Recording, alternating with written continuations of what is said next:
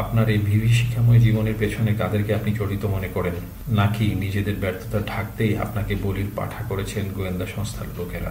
এই প্রশ্নের উত্তরে আমি বলবো যে সরাসরি তো দায়ী বিগত ফেসিবাদী ভারতীয় সেবাদার সরকার এবং তার সাথে ভারতীয় আগ্রাসন যেটা আছে দেশে চলমান যে আগ্রাসন সেটা দায়ী অফকোর্স।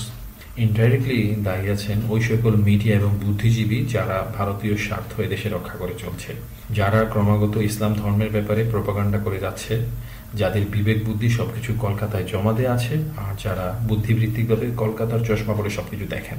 উল্লেখ করার মতো বিষয় হচ্ছে যে আমাদের দেশে মূলত দুটি দাসত্বের শৃঙ্খল রয়েছে বা ছিল, দিল্লি না ঢাকা, ঢাকা ঢাকা। এই স্লোগানটি যেভাবে রাজনৈতিক এই পরাধীনতাকে ছিন্ন করার আহ্বান জানায়, ঠিক তেমনি আমি মনে করি আরেকটি স্লোগান আমাদের হওয়া উচিত, তা হচ্ছে কলকাতা না ঢাকা, ঢাকা ঢাকা। আর এই স্লোগানটা বুদ্ধিবৃত্তিক গোলামি ছুড়ে ফেলার জন্য কাজ করবে। আরেকটি জিনিস খেয়াল করেন যে ৭১-এ আমাদের দেশে পাকিস্তানের পক্ষে রাজাকার ছিলেন একদল মানুষ, কিন্তু বর্তমানে কিন্তু আমরা ভারতীয় রাজাকারদেরকে দেখছি যারা এদেশে ভারতীয় হেজিমনির পক্ষে কাজ করে যাচ্ছেন। তারা ইনিয়ে বিনিয়ে অনেকটা জ্ঞানী ভাব ধরে বিভিন্ন বুলি কপচিয়ে ভারতীয় আগ্রাসনকে বেশ ভালো এবং সুখময় একটা জিনিস হিসেবে তুলে ধরতে চায়। এরা না থাকলে আসলে ফেসিবাদী শাসন বা ভারতীয় প্রক্সি শাসন এদেশে কায়েম হতো না। আমার মতো হাজার হাজার মানুষের জীবন বিভীষিকাময় হতো না। এক কথায় ফেসিবাদের এনাবুলার যারা, তারাও আসলে আমার এই বিভীষিকাময় জীবনের জন্য দায়ী।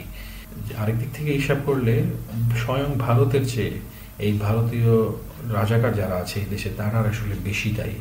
কারণ ইংরেজিতে একটি কথা আছে যে traitors are more dangerous than the enemies because they attack from within.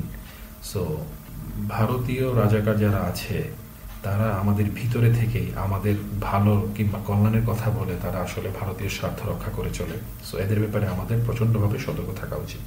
তবে ভারতীয় সরকারের পাশাপাশি ভারতীয় সাধারণ জনগণের মন মানসিকতায় কিছুটা অথবা এলিট শ্রেণীর মন মানসিকতায় কিছুটা পরিবর্তন আনা উচিত বলে আমি মনে করি।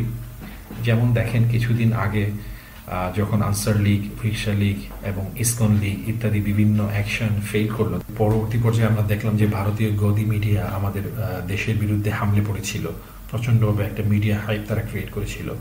সে সময় কিন্তু গুটি কয়েক ভারতীয় মিডিয়া কিছুটা ব্যালেন্সড কথা বলেছে, যার মধ্যে মিস্টার আকাশ ব্যানার্জির দেশভক্ত চ্যানেলটা একটা সেন্সেবল চ্যানেল আমি বলবো। কিন্তু এরপরেও এই ব্যালেন্স অবস্থানের পরেও দেখেন ওনার একটা ভিডিও যে reality of India Bangladesh relationship, Hindu lives, reality versus propaganda.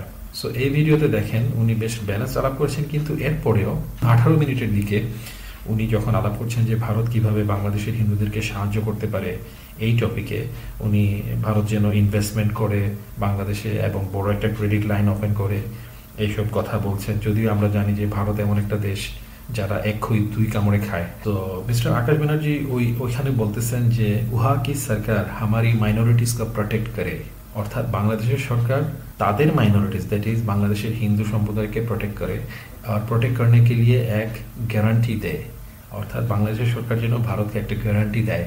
So দেখেন উনি হয়তো মনের অজান্তে এই কথাটা বলেছেন, বাট আমি জাস্ট এই কথাটা বোঝানোর জন্য যে ভারতীয় এলিটস কিংবা শিক্ষিত শ্রেণীর মধ্যেও বাংলাদেশকে তাদের সমপর্যায়ের একটি রাষ্ট্র হিসাবে দেখার মন মানসিকতা গড়ে ওঠেনি। তারা এদেশের হিন্দু সম্প্রদায়কে আমারই মাইনরিটিস বা তাদের মাইনরিটিস বলে ডিক্লেয়ার দিচ্ছেন। আমরা বাংলাদেশের মুসলিমরা যদি ভারতীয় মুসলিমদেরকে আমারই মাইনরিটিস বলি, আমাদের মাইনরিটিস বলি এবং তাদেরকে প্রোটেক্ট করার কথা বলি, তারা তো হই হই রই রই করে উঠবে। এবং দেখেন তিনি কিন্তু মনের অজান্তেই উনি বলতেছেন যে বাংলাদেশ যেন একটা গ্যারান্টি দেয়। বাংলাদেশ কেন ইন্ডিয়াকে এদেশের হিন্দু সম্প্রদায় কিংবা অন্য যে কোনো সম্প্রদায়ের নিরাপত্তার ব্যাপারে গ্যারান্টি দিবে? ইন্ডিয়া কি ভারতের মুসলিম সম্প্রদায়ের নিরাপত্তার ব্যাপারে বাংলাদেশকে গ্যারান্টি দিয়েছে?